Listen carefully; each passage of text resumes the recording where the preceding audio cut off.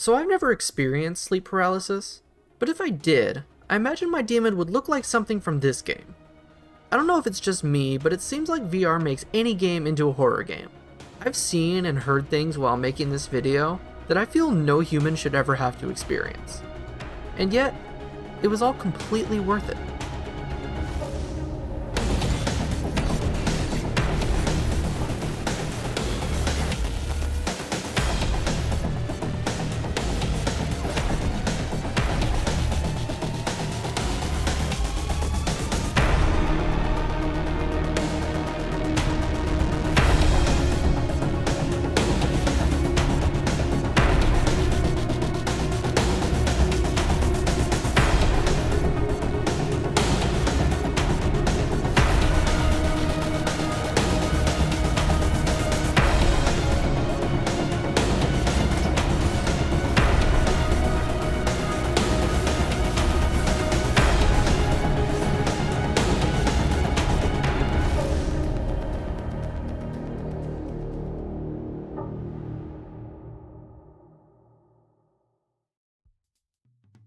Full disclosure, before this week, I've never played the original flat game version of a Medieval.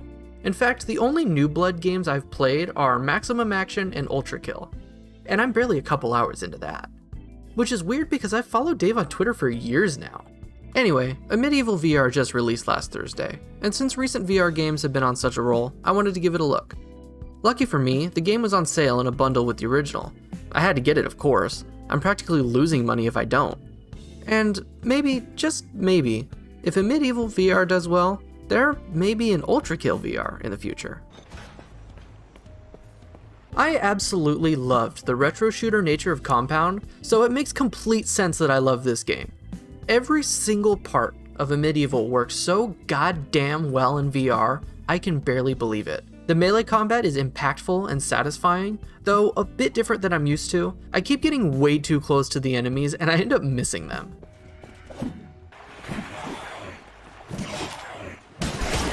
But that's because it's designed with thought and care.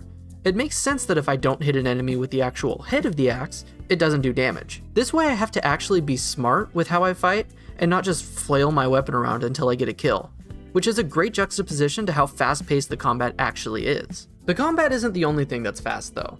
While using smooth movement, you run around insanely quick, which is something I felt was missing from Compound. Though I do wonder if it's a bit too fast. This is the first VR game that actually makes me feel a little sick after about an hour of play. But that is because I'm spending that hour spinning around groups of monsters faster than the Flash, so I wouldn't say it's the game's fault, but be careful. The weapons do follow the general conventions of a boomer shooter arsenal. The default weapon, the assault rifle, the wild card, the minigun, the rocket launcher, the shotgun, and of course the BFG. Oh, it's a BFG! Thing is, you don't even really think about it that way, as it's the presentation and the mechanics that matter.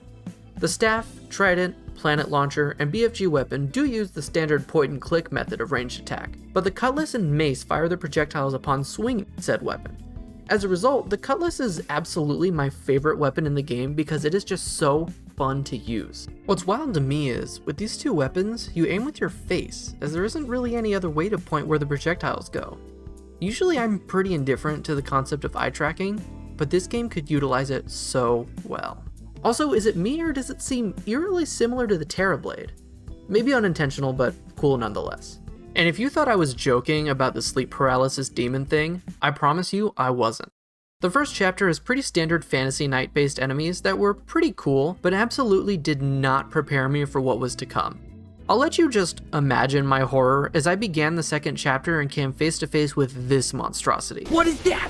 What the fuck? Oh, that's like a cacodemon, but worse. Oh, that's terrible. Wow, who would make something like that? The video does not do it justice. This thing is terrifying when it is in full 3D barreling down at you like a freight train, making the worst squishy, goopy, gross sounds you'll ever hear. This goes for every enemy type in Chapter 2. Even on my second playthrough of this section, because my initial recordings were awful, I had to stop and take a breath after one arena. Oh my god. Oh. I'm just gonna cower here in the corner for a minute. Jesus Christ. Oh, God, I hate these levels. After I finished the second chapter, I thought I was done with the nightmare fuel. Well, I wasn't. I really think I could have gone the rest of my life without thinking of sentient deep-sea landmines, which honestly wouldn't be that bad if it weren't for the sound that accompanies them. Oh, that reminds me, the sound design is, and say it with me, fantastic. And scary. And gross. And bone-chilling. Occasionally when you pick up a new weapon, the character you're playing as does this evil laugh. It took me far too long to realize that that is what was happening, and I thought it was some deity playing a trick on me trying to give me a heart attack. Also, it has been a while since the sound has made me terrified to see what's around the corner, so thank you for that.